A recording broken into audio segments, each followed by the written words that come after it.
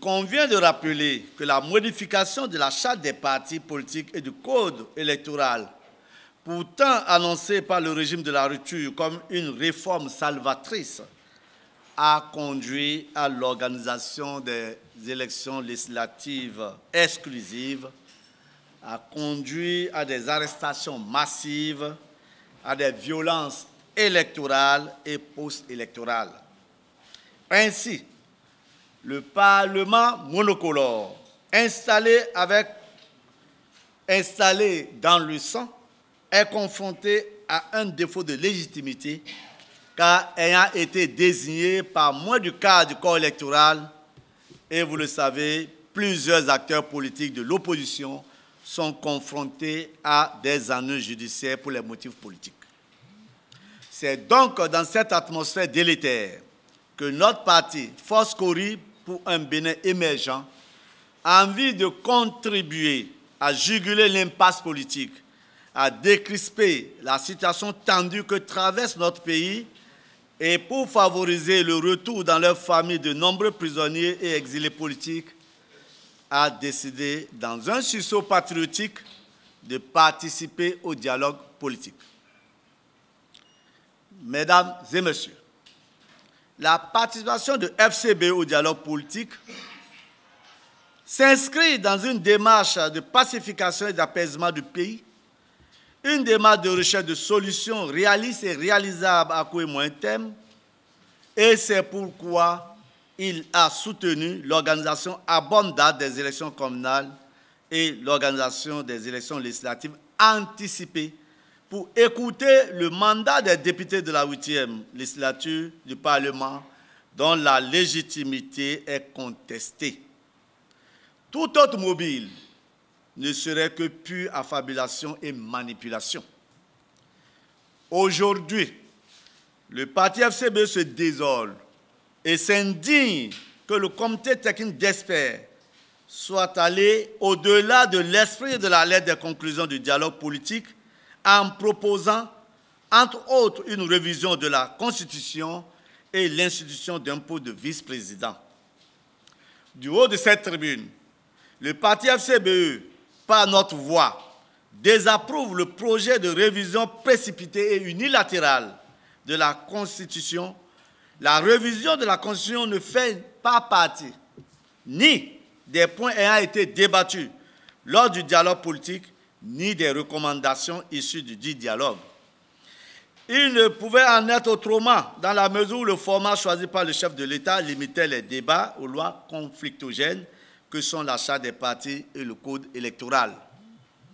Le parti FCBE estime que le choix du moment et le contenu de la révision de la Constitution appartiennent aux constituants originels qu'est le peuple béninois, qui, à travers la conférence Vive des forces de la nation, a su doter notre pays en 1990 d'une loi fondamentale qui a survécu aux épreuves du temps.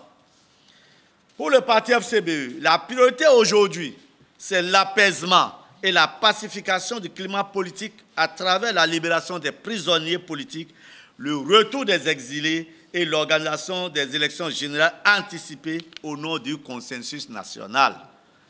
En ce qui concerne le fameux rapport du comité d'experts, nous souhaitons attirer l'attention de l'opinion publique nationale et internationale sur les points suivants. De la composition du comité technique, le parti FCBE a noté avec regret le déséquilibre idéologique criard au sein du comité technique qui est composé en dernier ressort de 6 représentants de la mouvance des mouvanciers de race pure, 1 de l'opposition et 2 experts techniques. Il est indéniable que ce déséquilibre a négativement impacté les résultats des travaux du comité technique qui a quelque peu tronqué l'esprit de certaines des recommandations du dialogue. En revenant sur la recommandation numéro 1, par exemple, dans sa formulation, la nouvelle version, l'article 23 de la Charte des partis, il stipule ce qui suit. Une fois le dossier déclaré conforme à la loi, soit après la délivrance du récépissé provisoire, soit d'office 2 mois après son dépôt les responsables du parti politique accomplissent les formalités pour sa publication au journal officiel. Cet article ne précise pas le document à présenter au journal officiel lorsque le dossier est déclaré d'office conforme à la loi. Du contenu de la recommandation numéro 3, sur la question de l'institution des élections générales, le parti FCBE note une confusion entre les concepts d'élection générale et l'alignement des mandats. Ensuite, il fustige le fait que le comité technique ait outrepassé ses prérogatives en proposant que les élections générales soient organisées la même année, c'est-à-dire un alignement pour un alignement de durée. Mieux, les parties prenantes au dialogue se sont opposées au couplage des élections présidentielles avec celles législatives en suggérant d'ailleurs un décalage d'1 an entre les 10 élections. Plus précisément, le consensus s'est fait sur l'organisation des élections générales anticipées en 2020 ou en 2021. Par ailleurs, le parti FCBE tient à marteler qu'un consensus a été trouvé sur la nécessité d'avoir au préalable une assemblée nationale plurielle où toutes les sensibilités politiques seront représentées avant toute révision constitutionnelle.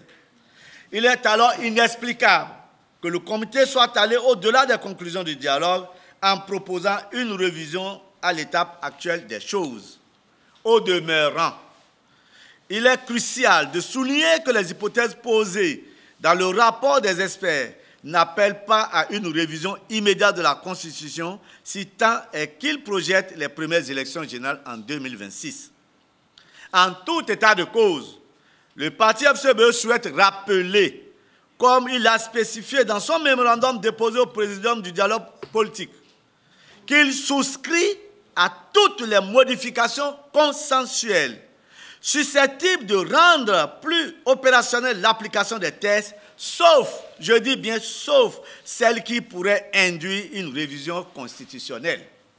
En conséquence, la participation au dialogue du parti FCBE ne saurait être appréciée ou assimilée à une caution pour la révision de la Constitution.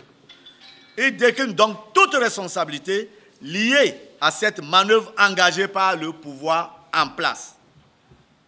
De la création d'un poste de vice-président, cette recommandation, qui n'est qu'une pure invention du comité technique d'experts, n'a jamais été abordée par le dialogue politique, ce qui confirme d'ailleurs le fait que l'organisation de toutes les élections au cours de la même année n'a pas été retenue au dialogue politique. De ce fait, elle ne nécessite pas une révision urgente de la Constitution. Du parrainage. Le parrainage a fait l'objet de consensus lors du dialogue politique. Cependant, les participations ont, à l'unanimité, souhaité qu'il soit limité aux élus communaux, comme c'est le cas dans les autres pays comme la France, avec comme implication la réduction substantielle du montant de la caution pour les élections législatives et présidentielles. Du financement public des partis politiques. L'article 9 de la proposition de loi est contraire au consensus obtenu lors du dialogue. En effet, cet article dispose que le montant total annuel du financement public aux partis politiques est réparti entre les partis éligibles au prorata des députés élus sur cette liste. En disposant ainsi, cet article exclut tous les partis politiques de l'opposition. Le consensus à ce niveau était que le montant total annuel de ce financement public aux partis politiques soit réparti entre les partis éligibles au prorata du nombre de conseillers élus sur leur liste. De l'équité de la représentativité territoriale, les délégués du dialogue politique n'ont pas convenu de l'introduction dans l'arsenal juridique du Bénin d'une discrimination positive pour une meilleure représentation des femmes dans les instances de décision.